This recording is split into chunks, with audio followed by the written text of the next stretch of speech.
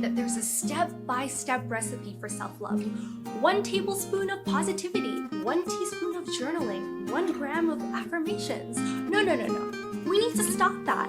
While listicles and online guides, like these, are great places to start, everyone's self-love journey is different. The sooner we realize that, the closer we come to finding the recipe that best fits us.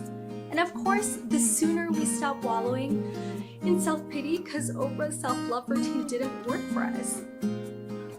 I'll be fine.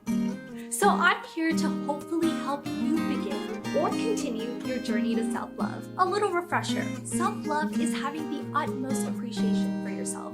And I believe it's the building blocks of our own happiness, success, and beauty. Nobody else can give you self-love but you. It's not something that comes on a silver platter or can be picked from the supermarket shelf, although that would be amazing. Like everything rewarding in life, it takes time, hard work, and most importantly, it comes from within. Okay, story time. When I was 21, I was bitter and oddly competitive, especially around girls my age, who I envied, but low-key thought were cool. I realized shortly that I wanted to be liberated from those insecurities and negative feelings that were really weighing me down.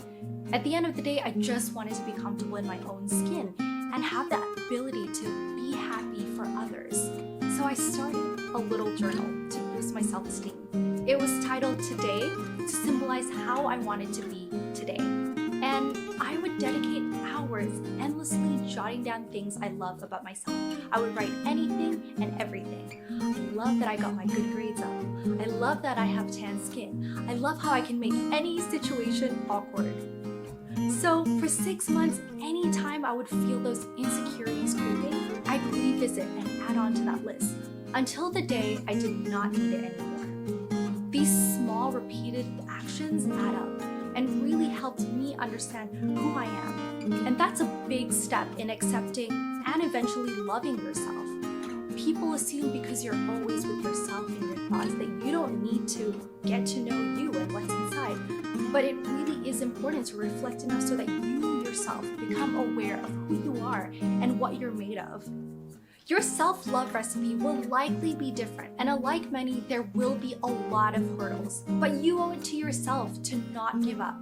Staying motivated is easy when you imagine a life free of the weight of negative self-talk, self-doubt, and constant pressure of having to look or be a certain way.